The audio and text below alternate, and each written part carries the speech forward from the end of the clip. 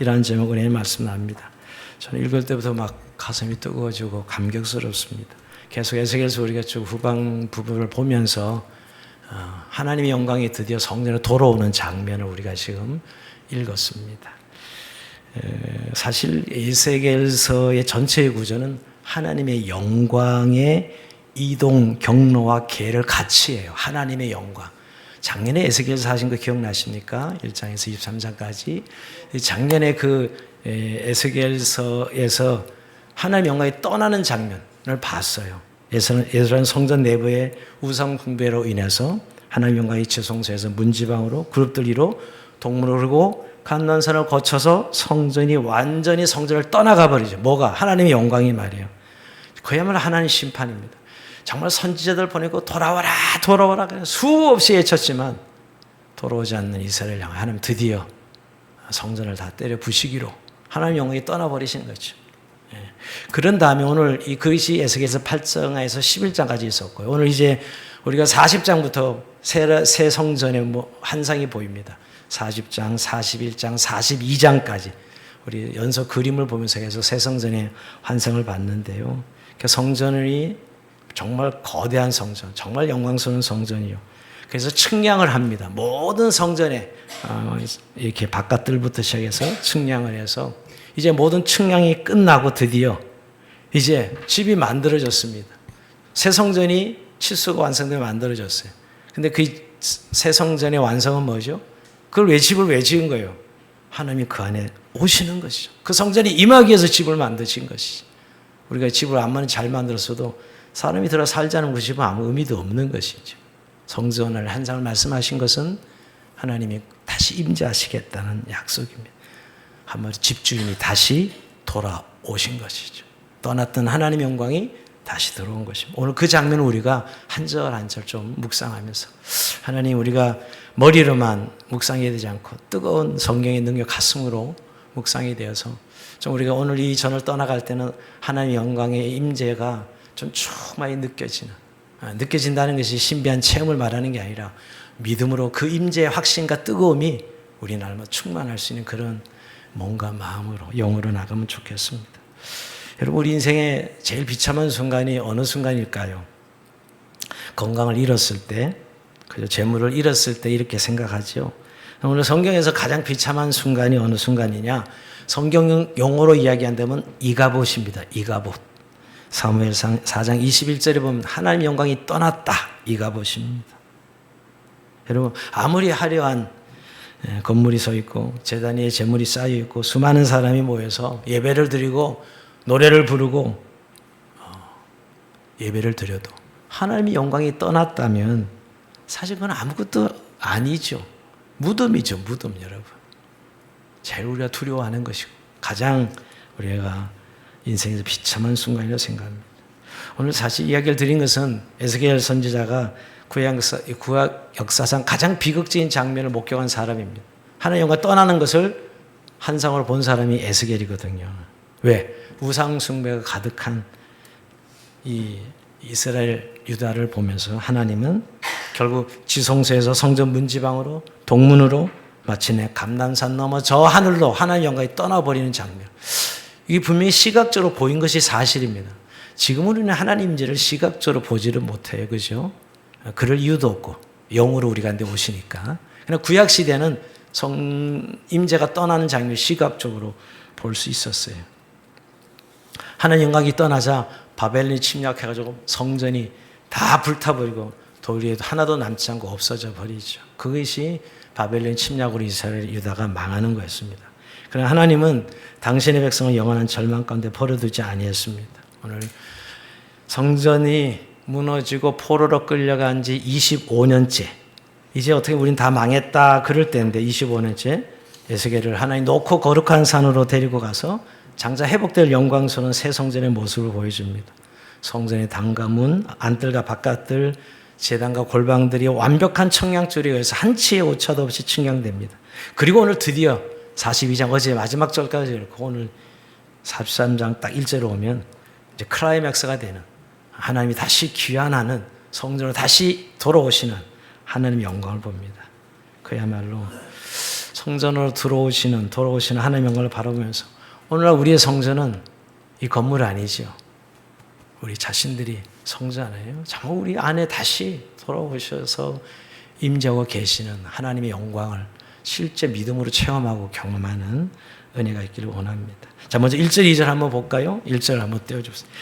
1절에 보면 그 후에 그가 나를 데리고 문에 이르니 곧 동쪽을 향한 문이라. 이사야 하나님의 영광이 동쪽에부터 오는데 그의 음성은 많은 물소리 같고 땅은 그 영광을 말미암아 빛나니 그랬습니다. 자, 하나님의 영광이 어디서부터 온다고요? 동쪽이에요. 성전은 동문이 항상 입구죠. 동쪽에서 옵니다. 그리고 음성은 많은 물소리 같고 그 영광으로 말미암아 빛나니. 여러분, 이거는 떠났을 때 장면과 똑같아요. 떠난 장면 그대로 반복으로 이 필름 거꾸로 돌린 것처럼 다시 하나님 영광이 돌아오는 장면입니다. 동쪽산 감람선으로 떠났죠. 당신의 백성은 다시 돌아오는데 저는 이 많은 물소리 같고 이런 분들, 영광의 광채 이런 장면이죠. 자, 근데 오늘 3절에서 그는 고백하죠. 이 영광은 그가 젊은 날 그발 강가에서 보았던 소명의 환상입니다. 그발 강가에서 에스겔이 하나님 환상을 보았거든요. 그때 보았던 그 환상과 정확히 일치합니다. 이건 무엇을 의미하냐면 이스라엘을 심판하셨던 하나님이 이스라엘을 무너뜨린 분도 하나님이시잖아요. 그런데 다시 찾아 품으시는 분도 동일하신 하나님이다 하는 것을 3절에서 보여주거든요. 환상과도 같기로 내가 곧 얼굴 땅에 엎드렸다 이렇게 표현해요. 그러니까 떠나갈 때 그 하나님과 다시 임재하신 하나님이 같다라는 것이죠. 이스라엘 백성들의 다시 돌아온 하나님의 영광. 사실 왜 하나님이 돌아오셨을까? 이스라엘이 회개해서요? 그들이 하나님의 뭔가 개가천선해서요? 아닙니다, 사실은. 딱 하나예요. 하나님의 언약 때문이죠. 자기 백성을 향한 하나님 언약 때문에 하나님께서 돌아오십니다. 4절, 5절 볼까요? 4절, 여호와 영광이 동문을 통해 성전으로 들어가고 영이 나를 데리고 안뜰에 들어가시기로 보니 여호와 영광의 성전이 가득하더라. 여러분, 이 성전의 모습은 우리가 이미 경험했어요. 출애굽기 강의할 때 출애굽기 40장에 성막이 완성되고 빽빽한 구름 가운데 하나님의 영이 감히 근접할 수 없는 그 장면이 있었어요. 저는 가끔 구약시대 같은 시각적인 좀 하나님을 보면 얼마나 좋을까 이런 생각을 해봤습니다. 물론 예전에 기도할 때 좀 이렇게 체험한 것은 있는데 그렇게 쉽게 우리가 구약시대 이런 시각적으로 하나님 임재를 볼 수는 없죠. 근데 그 당시는 하나님 임재가 시각적으로 보여요. 빽빽한 구름 가운데. 솔로몬의 성전이 지어 봉헌했을 때 하나님 영광이 전을 가득 채워서 제사장들이 능히 서서 섬기질 못했어요. 사람이 근접할 수가 없어요. 너무 빛나는 강체였기 때문이죠. 그 장면으로 다시 돌아오는 것을 지금 환상으로 보고 있는 것입니다. 여러분, 오늘 이 장면이 우리의 늘 신앙의 본질이 되기를 원해요. 여러분, 신앙생활 그러면 교리를 준행하고 율법적인 어떤 행위들을 준수하고 이런 것들 다 필요한 부분들이 교회 생활을 하고 이런 것들을 생각. 그러나 신앙의 본질은 다시 예수 그리스도의 은혜 안에 내가 온전히 거하는 것은 하나님 임재가 내 안에 있다는 사실을 확인하는 것입니다. 여러분, 아무리 화려한 예배당 또 화려한 눈에 보이는 어떤 우리의 어떤 행위들이 있어도 정말 하나님 임재가 없는, 하나님 영광이 없는 신앙생활은 사실 요새 이야기한 대로 안 꼽는 찐빵이고 아무것도 아니에요, 사실. 정말 하나님 영광이 없는 신앙생활은 껍데기죠, 껍데기. 사실 우리가 아무리 초라한 것 같아도 우리의 마음에 하나님 영광이 가득하다면 그 충만함이 있다면 얼마나 우리의 믿음 생활이 기쁘고 감사한지요. 우리가 늘 모였을 때마다 하나님 영광이 임하는 그런 은혜 말입니다. 예배할 때마다 우리가 기도할 때마다 그런 영광을 사모하는 은혜가 있기를 원합니다. 근데 이런 하나님의 임재를 회복하는 것은 인간의 수단과 방법은 아닙니다. 사실 하나님이 주권적인 은혜로 회복되는 것인데 오늘 본문이 이스라엘 백성 해서가 회복되는 게 아니잖아요. 마찬가지입니다. 그러나 여러분, 우리에게 하나님 회복시킬 때 반응이 있어요. 그 임재를 누리는 사람들에게 뭐가 있냐면 사모하는 마음, 상하고 애통하는 마음이 있습니다. 하나님의 궁율에 대한 열망이 있어. 그건 언제나 동일한 것 같아요. 제 안에 늘 하나님으로 배고픔이 있고 하나님으로 살고 싶어요. 하나님의 나라를 향한 그 배고픔이 있을 때 그 상한 마음이 있어요. 그래서 늘 기도 소리는 울음소리로 바뀌고 목소리가 젖어. 그렇게 기도밖에 안 나오는 거죠. 하나님의 궁유를 사모하는. 그럴 때 사실은 오늘 하나님의 영광이 임하는 것을 보게 됩니다. 하나님 상하고 통연한 심령에 하나님 궁유를 베푸시겠다 말씀했거든요. 근데 좀 더 구체적으로 얘기하면 이 하나님 상하고 통연한 심령이 뭐냐? 겸비한 심령입니다. 오늘 에스겔 40장 3절에 보면 에스겔이 하나님 영광을 딱 마주치니까 뭐예요? 바로 얼굴을 땅에 대고 엎드립니다. 감히 하나님 영광을 보고 누가 그 앞에 얼굴을 찢게 세울 수 있어요? 바로 땅에 엎드린 거예요. 이 겸비함이죠. 내 열심, 내 어떤 의 아무 소용이 없어요. 오직 하나님의 영광이죠.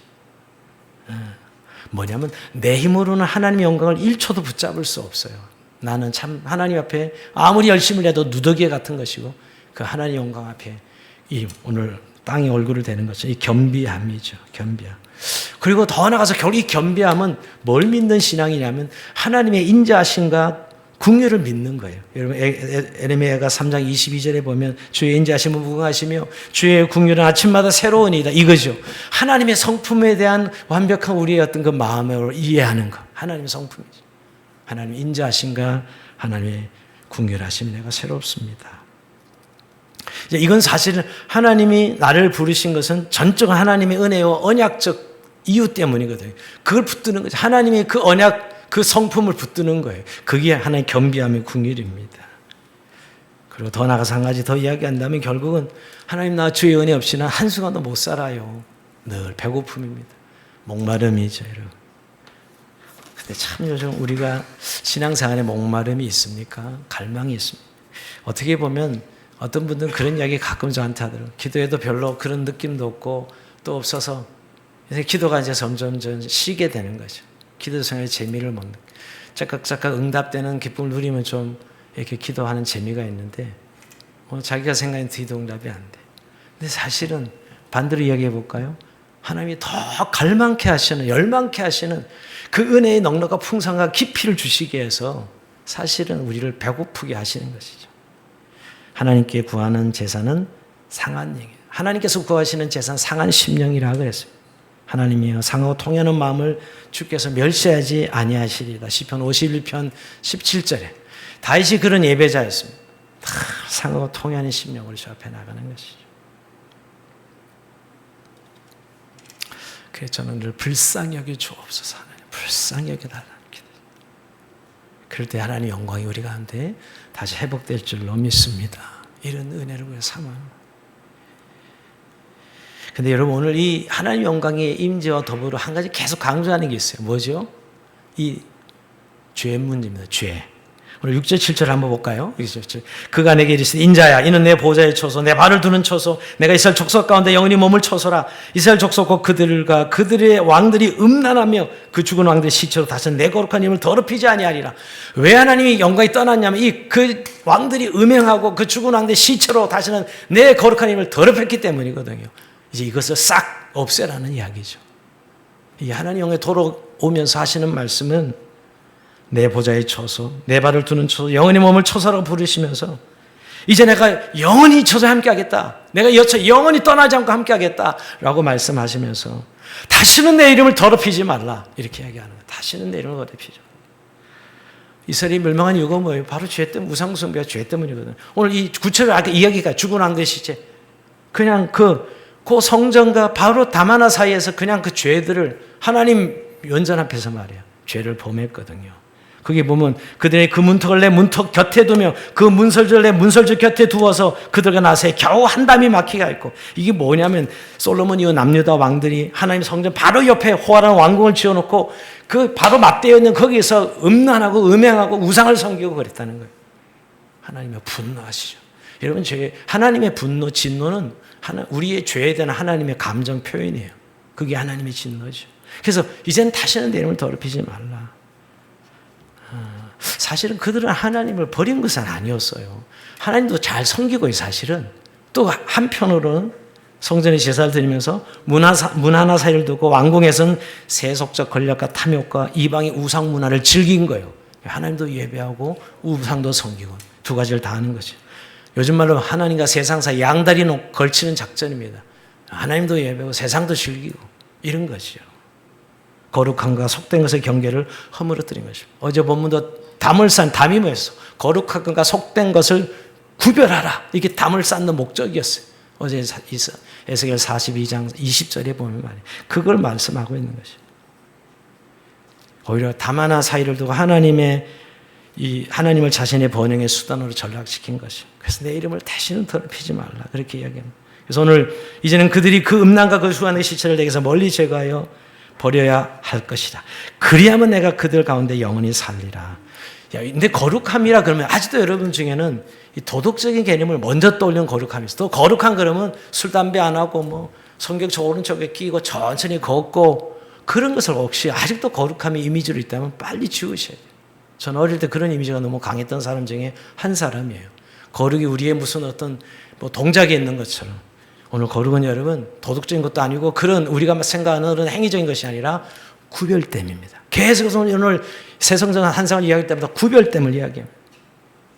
뭐냐, 하나님의 주권과 세상의 탐욕이 뒤섞이는 거 구별하라는 거죠. 하나님의 주권이 우뚝 서야 되는데 주권도 좋고 세상의 탐욕도 좋고 그걸 슬 결합하는 상태.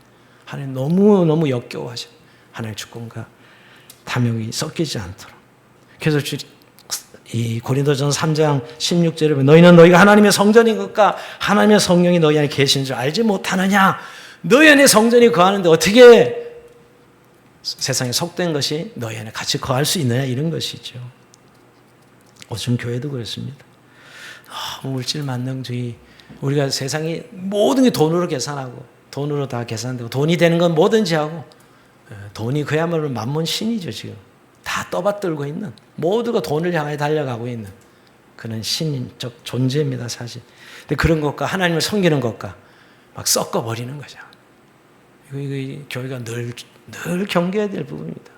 교회 안에서만큼은 왜 돈을 잘 활용과 사용해야죠. 제가 막 그거를 섬기는 게 그게 아니라 돈에 대한 탐심이 교회 안에서조차 우리의 삶에조차 우리를 결국은 섞어버리면 오늘 구별되면 사라지는 것입니다. 그러니까 하나님 임재와 죄악의 타협은 양립할 수 없는 것이죠.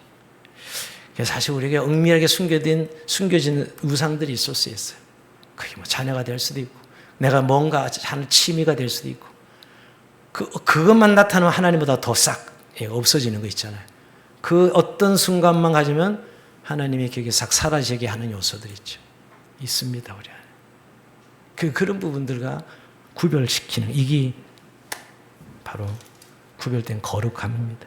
다시 한번 구별됨에, 그래서 생각의 구별을 먼저 시도하셔야 돼요. 생각 속에 썩지 마세요. 하나님의 생각과 세상의 생각을 말이에요. 근데 여러분, 오늘 마지막으로 우리가 생각해 볼 것은 성전에 이렇게 환상을 보여주는 목적이 뭐냐는 거예요. 오늘 10절과 11절을 볼까요? 10절. 인자야, 너는 이 성전을 이스라엘 족속에 보여서, 자, 보이라는 거예요. 보여서 그들이 자기의 죄악을 부끄러워하고 그 형상을 측량하게 하라. 그렇게. 뭐냐면 이스라엘 족속에게 보이라는데, 제가 생각하면 야, 성전 어마어마한 감탄을 하고 우와, 자부심을 갖게 하고 이래서 보이라는 게 아니에요. 완전 거꾸로입니다. 이 성전 보여주는 목적이 이 한상을 이 백성들이 보여주라는 거예요. 에스겔이 그래서 한상을 보여주는 거죠. 이유는 자기의 죄악을 부끄러워하고 이거예요. 이 목적 때문입니다. 그들이 자기의 죄악을 부끄럽게 하게 하라 그러죠. 아니, 성전 구조를 볼 때 왜 부끄러움이 생기냐고요, 여러분. 하나님의 성전이 얼마나 거룩하고 질서정연하며 흠없는 완벽한 영역인지를 똑똑히 목격할 때 그 성전 앞에서 압도되는 게 뭐예요? 내가 정말 더럽고 추하고 정말 하나님 앞에 죄인이구나 하는 사실을 깨닫게 하기 위해서 이 성전의 조명도 이 조감들을 보여주라고 말씀하고 있는 것이죠. 사실 우리는 우리 자신을 스스로 볼 수 없어요. 맹인입니다. 영적으로는. 말씀이 우리 앞에 있어야만 우리 자신이 보여져요. 그래서 깨끗하게 되는 거예요. 여러분, 우리가 거울이 없다고 생각하면 참 기가 막히잖아요. 여러분, 얼굴 못 보잖아요. 거울 앞에 가야 보인다고요. 그럴 때 거울을 다듬고 딱 깨끗하게 하죠. 정결하게 하죠. 마찬가지입니다. 말씀이 우리 안에 다가와야만 하나님 앞에 우리의 모습이 보여서 우리가 그 단장이 회개하는 거예요. 오늘 부끄러워하게 하고 이 말을 너무 또 부끄러워하게 하니까 하나님 우리를 계시 납작하게 만들라는 의도가 아니라 우리의 모습을 보고 돌이키게 해주신 하나님 앞에서 걸리는 것들을 다 제거하고. 근데 여러분, 우리가 왜 회개가 잘 안 되냐 하면 우리 인간끼리 늘 비교하는 거예요. 거울을 말씀의 거울 앞에 서지 않고 내가 그래도 저 집사님보다 뭐 장로님보단 그래도 내가 낫지, 뭐 예배도 좀 더 많이 나오고 누구보다 내가 헌신 많이 하는데 내가 낫지, 이러면서 결국 사람이 비교가 되면요, 우리 완전 장님인 거예요. 말씀의 거울 앞에 서 오늘 이 조감들을 보여주라는, 성전에 이 조감들을 보여주라는 것은 말씀의 거울 앞에 하나님 앞에 서라는 것이죠. 여러분, 이사야 선지자가 하늘의 그룹들을 볼 때 나타나는 반응이 와, 이게 아니에요. 그죠? 우리가 하늘문이 열어지고 천사들을 보았을 때 우와, 이럴 것 같죠? 이사야의 반응이 뭐죠? 하로다 나여 망하게 되었도다. 나는 입술이 부정한 사람이 이렇게 하로다 망하게 되었도다. 이렇게 고백했어요. 사실은 이게 정상적인 말씀 앞에 섰을 때 나타나는 사람의 반응이죠. 그래서 오늘도 이 성전의 그림도를 보여주라는 것은 그걸 보고 자기의 모습을 볼 수 있도록, 이게 참된 회개입니다. 그래서 사실은 회개 그러면 또 막 소리쳐야만 되고 막 우리는 너무 행위에 집중하는 것 같아. 그게 없으면 회개가 아닌 것처럼. 아니요. 근본적으로 죄를 애통해 미워하는 것입니다. 하나님 죄를 미워하시거든. 우리 하나님은요. 그 죄를 미워하고 애통해 하는 것입니다. 그게 회개입니다. 너무 종교주의자들은 뭔가를 자꾸 액션으로 바꿔야만 열심을 내요. 그러나 여러분, 자연스럽게 애통해 할 때 눈물도 흐르기도 하고 손을 들기도 하고 몸을 떨기도 하고 그러죠, 여러분. 내가 내 죄가 생각나고 드러나는데 그 앞에서 후후휘랑 간낙낙 하면서 기도할 사람 한 사람도 없죠. 근데 그게 본질은 아니고 죄를 애통해 하는 것입니다. 오늘 이스라엘 백성들에게 하나님의 영광을 보여주면서 하신 이야기. 사실 그래서 여러분 다시 한번 말씀 앞에서는 자기의 기준을 자꾸 자기가 생각하고 남들이 만들어진 기준에 자기를 평가하지 마세요. 특히 남들의 칭찬은 나를 위로하고 격려하는 건 맞지만 영적인 기준이 되면 안 됩니다. 그게 마치 남들이 칭찬하고 너 이러면 그게 하나님의 기준인 것처럼 착각해서 영적 생활을 제대로 하지 못하는 분들을 봅니다. 결국 오늘 40장, 41장, 42장의 성전을 이렇게 정교하게 층야하는 이유가 있다면 하나님의 완전한 청량줄이 기준이 된다는 거예요. 하나님의 압도적인 거룩의 광채 앞에서 비로소 내 삶이 얼마나 삐뚤어졌는지, 내 삶이 어떻게 왜곡되어졌는지, 얼마나 하나님과 거리가 멀어졌는지 알라고 말씀하는 게 자동 회개죠. 사실 그 장면을 보면 자동 회개가 되는 것이죠. 그래서 여러분 결국은 그 장면 속에 나타난 두 번째 단계가 뭐죠? 돌이키는 겁니다. 그 자리를 떠나는 거죠, 여러분.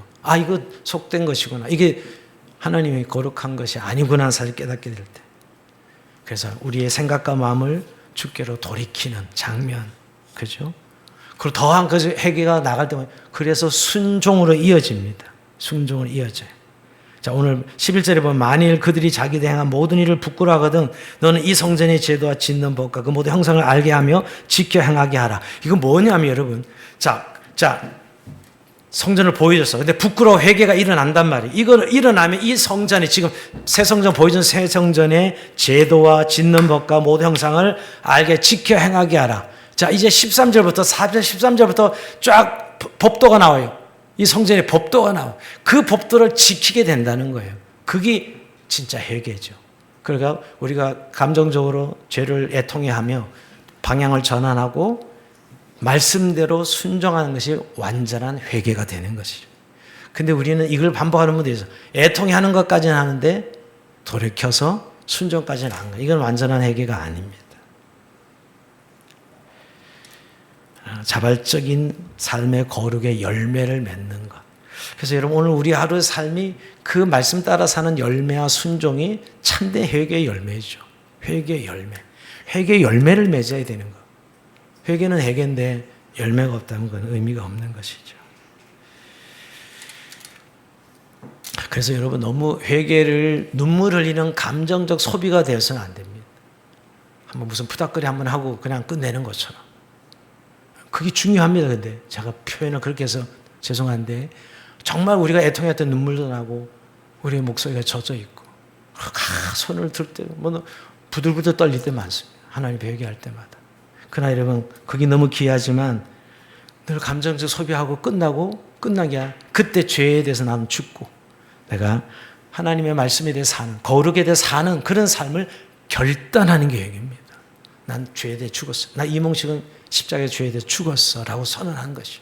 그러고 돌이키는 것입니다. 그럴 때만이 진정한 오늘 회개가 이루어진 것이고 하나님의 영광의 임재가 충만히 계속 임하는 것이지요.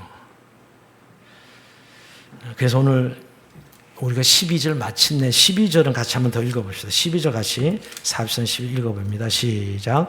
성전의 법은 이러하니라. 산 꼭대기 지점의 주인은 지극히 거룩하리라. 성전의 법은 이러하니라. 자, 성전의 법은 이러하니 두 번씩이나 강조했는데 여러분 이 말씀 좀 풀어 말씀드려요. 과거 옛 성전에서 대제사장이 1년에 한 번 들어갈 수 있는 것이 어디였어요? 지성소. 은혜의 보좌가 있는 지성소에 1년 딱 한 번 들어갈 수 있는 거룩한 것이었죠. 근데 오늘 에스겔이 본 새 성전에서는 지성소뿐만 아니라 산꼭대기 성전구역 전체가 지극히 거룩한 곳이 된다는 거예요. 자, 영역의 확대입니다. 이거 좀 새 성전에 이게 옛날 성전과 다른 거. 옛날 지성소만 거룩해서 1년에 한 번 제사장이 들어가서 속죄일 때 피를 뿌리면서 이스라엘 죄를 용서받잖아요. 가장 거룩한 것이. 그런데 오늘 산꼭대기 성전 구역 전체가 거룩으로 선포하는 거예요. 이걸 뭘 의미하냐면 결국은 거룩의 영역이 우리의 마음에서도 우리의 삶의 전 영역으로 흘러넘쳐야 돼요. 전 영역으로. 우리의 마음만 거룩한 것이 아니라 내 삶으로 이어지는. 근데 여러분 결국 이 한상은 궁극절 에스겔서를 보면서 회복도 새 영을 이야기하고 오늘 성전도 하나님의 영광이 돌아오는 이 모습은 결국은 성전의 실체로 이 땅에 오신 예수님을 말하는 거예요. 여러분 성전이 하늘로부터 내려오시죠. 성전 대신 예수님이 육체를 가진 예수님이 성전 되어서 오시는 거예요. 하나님의 영광의 빛난 광채가 그 안에 모든 진리를 다 담아서 오시는 분이 예수님이죠, 여러분. 그리고 그래서 십자가가 이 지성소의 이 성소와 지성을 나누는 이 성소의 휘장이 쫙 찢어집니다. 예수님 오실 때. 그래서 이제 누구든지 그리스도 예수 안에 있는 자마다 은혜의 보좌 앞에 이제 모두가 담대히 나가는 그 역사가 신약시대 예수님 오셔서 이루신 일입니다. 그래서 이제는 더 이상 건물 성전이 성전이 아닙니다. 이제는 우리가 그냥 편의상 성전 하지만 더 이상 건물의 성전이 아니에요. 이제는 구약에는 건물의 성전이죠. 이제는 저와 여러분 안에 우리의 몸 안에 성령을 부어주셔서 몸의 성령. 그래서 이동식 성전입니다. 이동 성전. 우리는 지금 그러니까 교회 안에서만 거룩한 게 아니에요. 예배 시간에만 거룩한 게 아니고 우리의 모든 삶의 전 영역이 성전입니다. 오늘 말씀을 정리해 보면서 여러분, 저는 오늘날 우리의 신앙생활에 그 메마름 자주 말씀을 해요. 그리고 매너리즘이죠. 메마름은 매너리즘으로. 그래서 어떤 눈에 보이는 행위의 반복을 마치 신앙생활의 전부로 생각하기 쉬운 예수를 특히 오래 믿는 분들 안에 나 다 해봤어. 그리고 늘 이야기를 들으면 간증도 옛날 이야기 버전 또 울고 먹고 또 울고 먹고 누가 이번 곰탕을 3번이나 우려 먹었다 그러는데 계속 뭘 우려 먹는 거죠. 근데 여러분 오늘 늘 신앙은 오늘이지 어제가 무슨 우리에게 소용이 있어요. 오늘 그 하나님 임재의 영광을 바라보는 신앙 말이에요. 늘 이야기 딱 시작하면서 과거의 영광을 늘 이야기가 끝이. 오늘 말입니다. 오늘. 저는 오늘 이 이스라엘 백성들에게 하나님이 다시 돌아오시는 장면은 내가 이곳에 너희와 영원히 함께 거하리라 이 약속을 하셨거든요. 근데 이 약속이 결국 우리는 말씀이 육신이 되어 우리 가운데 장막을 치신 예수 그리스도의 성육신을 통해서 이미 성취되었고 오솔정 성령 강림을 통해서 우리 안에 영원히 교회 안에 우리의 성도들 심령 안에 영원히 내주하시겠다는 영광으로 성취되었습니다. 근데 여러분 지금 우리는 이 과거의 사건에만 있는 게 아니라 요한계시록의 요한계시록 21장의 새 예루살렘 하나님의 어린 양이 친히 성전이 되시며 다시는 밤이 없고 하나님의 영광의 빛이 영원토록 비추는 그 영광서 하나님의 완성될 그날이 우리가 매일매일 삼아 나가는 날이어야 되는 거예요. 그 날을 말이에요. 너무 이 세상의 현실만 보지 말고요. 오늘도 하나님 나라에서 이루어질 오늘 이 성전의 개념은 에스겔에서 끝나지 않고 요한계시록에서 완성되죠. 그래서 오늘 우리의 삶은 과거에 머물지 말고 오늘 닥쳐올 그 미래를 오늘 달려가는 것이죠. 정말 여러분 우리가 다시 한번 하나님이 회복시키시는 분이에요. 회복하기를 원하셔서 우리 오늘 좀 하나님의 영광이 다시 우리 안에 돌아오기를 원합니다. 그런 고백. 하나님의 영광이 우리 안에 다시 돌아온 어떤 화려함이나 외형적인 모습이 아니라 우리의 심령 안에 진정한 충만한 하나님의 영광으로 우리의 예배에, 우리의 기도에, 우리의 가정 안에, 우리의 공동체 안에 말입니다. 그러니까 하나님의 영광이 오면 그 증명이 뭐죠? 증거가 뭐죠? 삶이 바뀌는 겁니다. 삶이 바뀌는 것이에요, 여러분. 성경은 오늘 그 모습을 말하고 있지 않지만 죄를 버리고 우상을 버리고 교만을 버리고 생각과 삶을 구별하면 그게 변화된 삶, 변화가 나타나는 것이죠. 그래서 오늘 이 밤에 우리가 정말 기도를 좀 정말 뜨겁게 하나님 드렸으면 좋겠어요. 하나님 우리 가운데 예배 가운데 다시 하나님 영광으로 임하여 주시고 우리의 가정 가운데 다시 하나님 영광으로 임하여 주시고 우리 교회 가운데 다시 하나님 영광으로 임하여 주시고 우리 다음 세대 가운데 정말 하나님 영광으로 임하여 주시옵소서. 그 정말 그렇게 해서 오늘 우리 안에 오늘 우상을 제거하시고 우리 안에 죄를 깨닫게 하시고 회개하게 하시고 우리의 마음을 거룩한 성소로 만들어 주옵소서. 혹시 우리 안에 이런 좀 절망이 있지 않습니까? 해도 안 돼.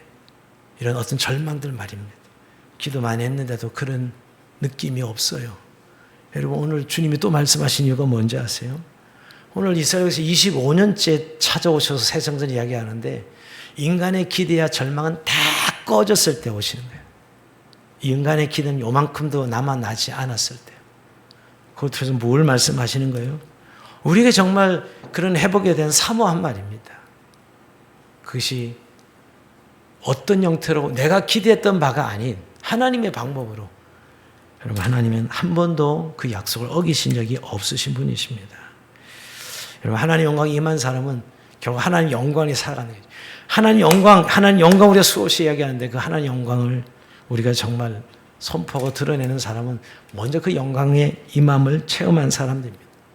근데 여러분 오늘 우리의 심령 안에서뿐만 아니라 우리의 마음에서 우리의 삶의 현장 속에서 주님 하나님 영광이 다시 충만할 수 있도록 하나님 은혜를 달라고 다시 기도하며 나가는 저런 삶이 되길 주 이름으로 축원드립니다. 저리 찬송